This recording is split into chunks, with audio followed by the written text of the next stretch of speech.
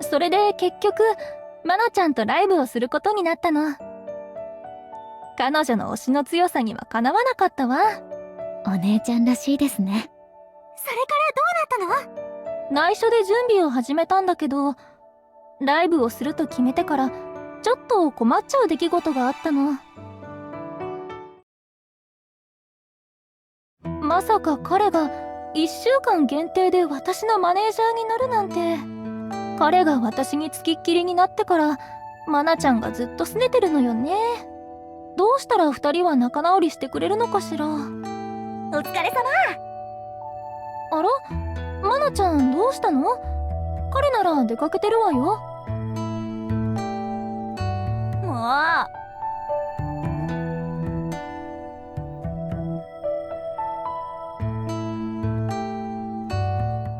これはもしかして新しい衣装？いつの間に作ってたの？かわいいでしょ？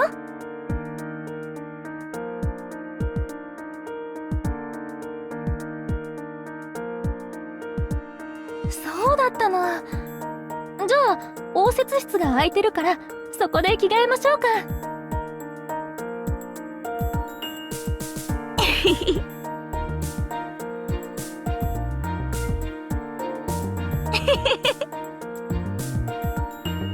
どうしたら仲直りさせられるか考えてたけど、そんな必要はないみたいね。あ、そういえば三枝さんに用事があるんだったわ。私は後で行くから先に行って試着しててくれる？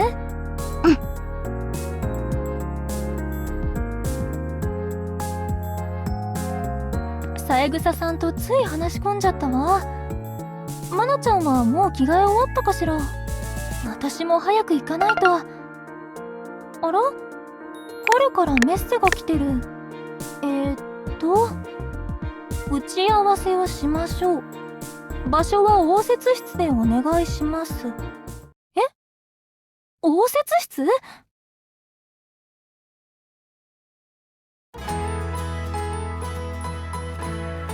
かわいいでしょ？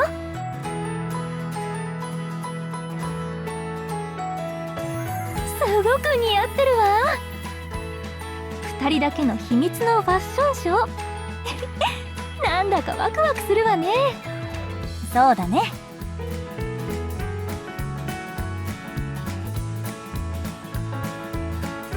事務所だとまた彼に見つかるかもしれないから仕方ないわよ。そういえば応接室で衣装を見られた時はなんて言ってごまかしたの？ね。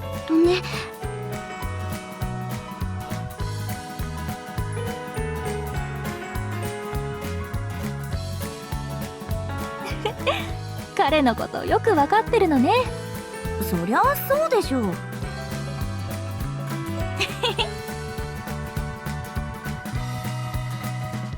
いつも一緒にいたものね。私のマネージャーになってから会う時間が減って寂しいんじゃない？ね。もうでもああ見えて結構頼りになるのよね。1週間マネージャーをしてもらってよくわかったわ。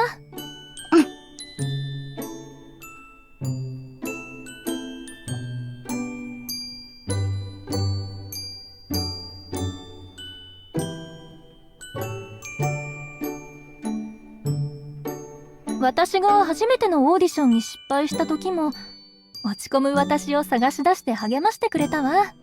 あの頃の私は自分に自信がなかったから、あれがなかったらアイドルをやめていたかも。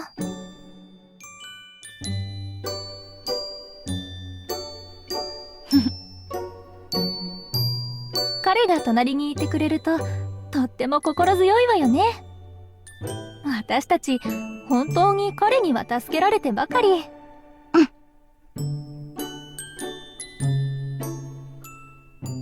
頑張るぞ。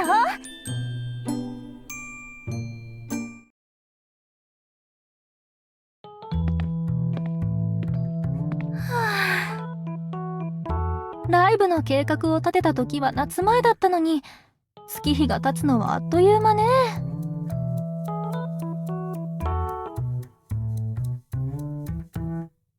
いつも使ってるライブ会場のオーナーに事情を話したら、特別にステージを使わせてもらえることになったわ。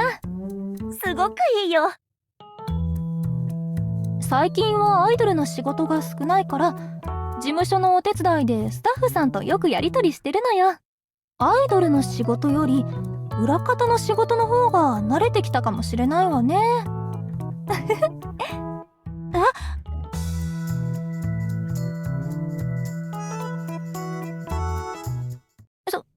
そうね。それでそろそろライブの日程を決めたいんだけど。よ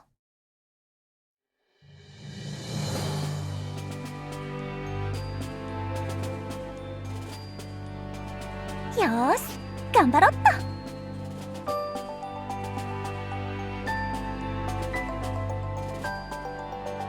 無理して私の意見を取り入れなくていいのよ。マナちゃんの好きに作ってくれても。何それ。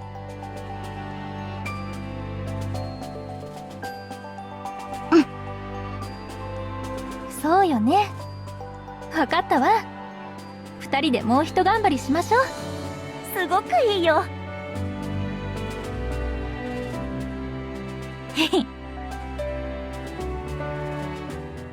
琴乃ちゃん？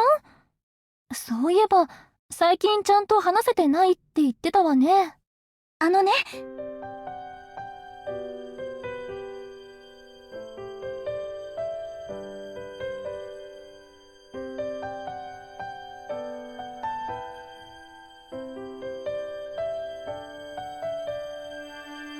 歌に思いを込めていいんじゃないかしら。きっとマナちゃんの気持ちは琴乃ちゃんに伝わるわ。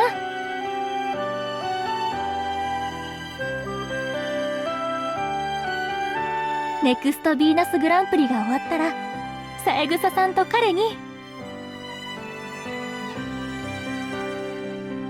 へへ